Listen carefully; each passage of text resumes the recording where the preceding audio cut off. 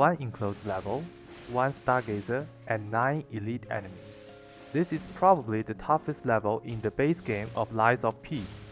Pretty much every fight features an elite enemy, and the combat comes at you non-stop. Unlike the oppressive atmosphere of the arcade, this level is all about the thrill of combat. So let's jump in and experience it together. Right in front of the main entrance, there's a statue blocking the player's view. Beyond it, you can spot a lift and a patrolling enemy. Let's head over there first and take out the patrol. The item on the display stand hints that the other displays might have loot as well. And that's when the designer hits you with a surprise. A brand new elite with relentless aggression and long combos. After that, there's only one path left to take.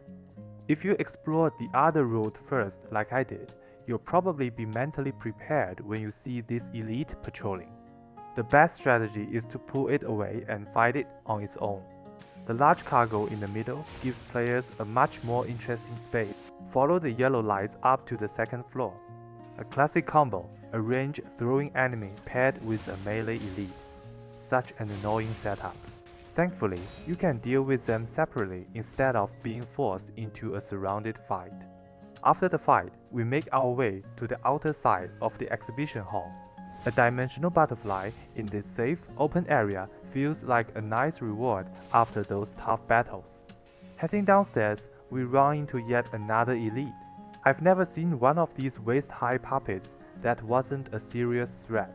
With electric buffs, constant aggression, and limited space, the fight is incredibly fun, but also incredibly intense.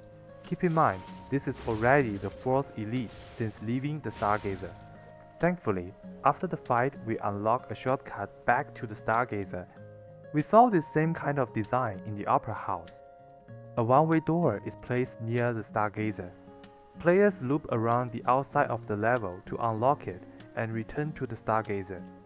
This level goes a step further by adding stairs up to the 3rd floor, connecting all 3 levels together.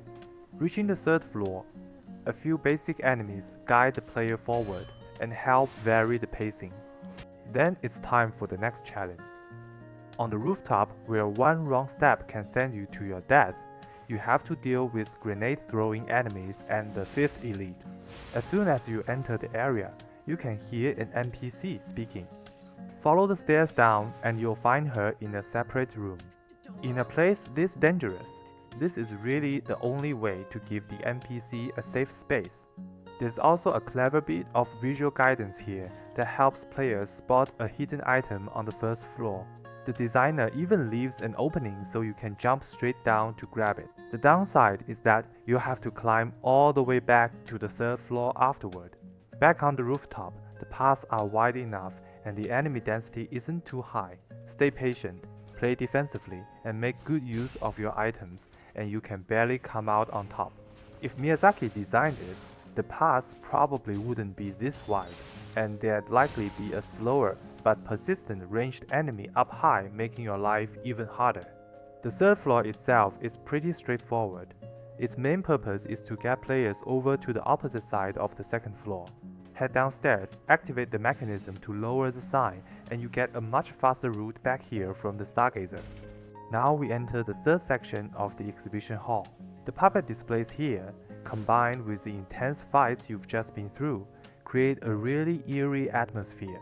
And then you're immediately thrown into back-to-back elite fights. The space is so cramped, I almost got pinned to the wall.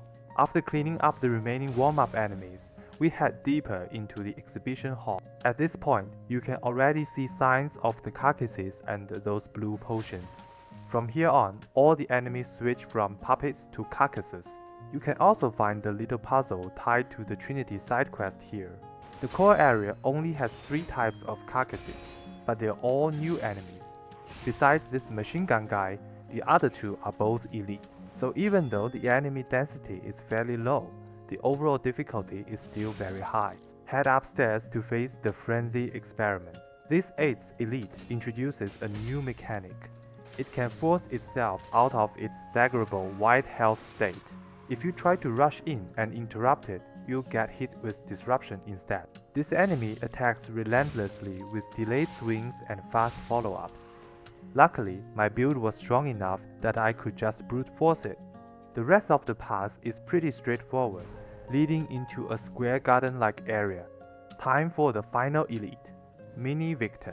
Its attacks are easy to read, with big sweeping moves. It's much easier than the previous experiment.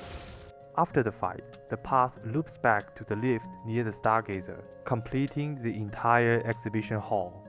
As for the final boss, Victor is honestly my favorite fight in the game. His attacks also have a great rhythm. Big, powerful swings combined with satisfying screen shake make every hit feel impactful. Even though his attack speed increases in Phase 2, I actually find him easier to fight.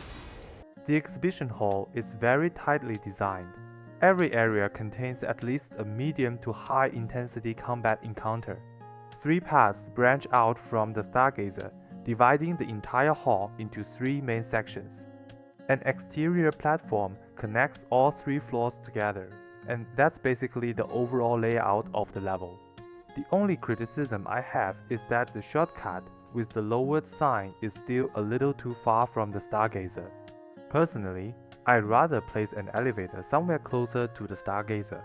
Of course, from an environmental design standpoint, it wouldn't feel nearly as natural as the sign. What do you guys think? Do you value logical level layouts more, or gameplay functionality? Thanks for watching, and I'll see you guys in the next one.